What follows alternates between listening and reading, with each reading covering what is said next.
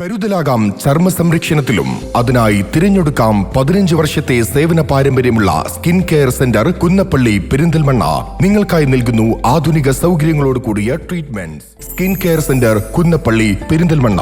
Contact number 9947549050 7306384768. Nilambur മണലോടിയിൽ യുവാവിനെ വീട്ടിൽ മരിച്ച നിലയിൽ കണ്ടെത്തി. മണലോടി വാരിയം മഠത്തിൽ രാജേഷ് എന്ന 40-കാരനെയാണ് മരിച്ച നിലയിൽ കണ്ടെത്തിയത്.